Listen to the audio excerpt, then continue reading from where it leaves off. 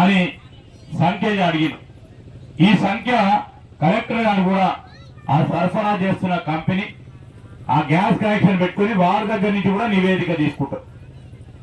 నివేదిక తీసుకుంటే ఫలానా మా విలాసే ఉన్నాడు, ఇక ప్రభుత్వం ఇస్తుందని 12 సిలిండర్లు పెట్టిందనుకో, ఆయన 6 సిలిండర్లు వాడుకుంటాడు. 6 సిలిండర్లు వాడుతున్నా 12 సిలిండర్లు పెట్టిందనుకో, మేము కలెక్టర్ గారిని అడుగుతాం, ఏమైనా కలెక్టర్ గారు మరి కరెక్టర్నా లేదా అంటే అంతపూర్వకమే విషయ సేకరణ తీసుకొని 6 సిలిండర్లు అయితే 6 సిలిండర్లు, 12 సిలిండర్లు అయితే 12 సిలిండర్లు.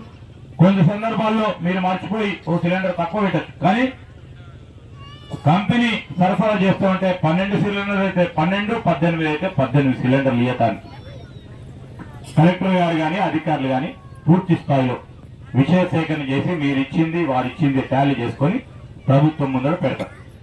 ఈరోజు ఇవన్నీ కూడా మీ ప్రభుత్వం ఇది ప్రజలకు సంబంధించిన పాలన తీసుకురావాలనే ఉద్దేశంతో ముందుకు నడుస్తా ఉన్నాం.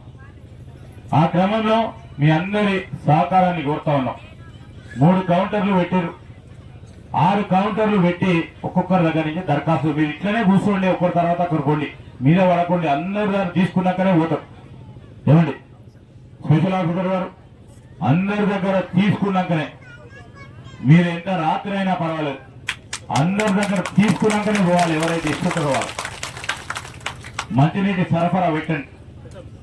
అదేవిధంగా వారికి ఇబ్బంది లేకుండా ఉండే ప్రయత్నంలో మా పోలీసు అధికారులు కూడా, మన ప్రభుత్వం ఇది, ఇంత పూర్వకం మీరు ఎట్లున్నా కానీ మీ వ్యవహార శైలి మారాల్సిందే.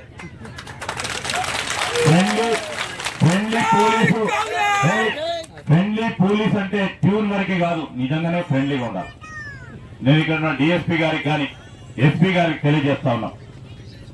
ఎస్ఐలకు కానీ కానిస్టేబుల్ సోదరులకు కానీ అందరికి కూడా మనం చేస్తా ఉన్నాం, ఎక్కడ కూడా మీరు ఫ్రెండ్లీ ట్యూన్ పెట్టుకోవటమే 10 సంవత్సరాలు గడిచింది తప్ప ఈరోజు ఫ్రెండ్లీగా నడపాల్సిన బాధ్యత కూడా మీ పైన ఉంది. మనం కూడా నేను ప్రజలందరినీ కోరుతా ఉన్నా, చట్ట పరిధిలోనే మనము ముందుకు తీసుకెళ్లే ప్రయత్నం చేయాలి.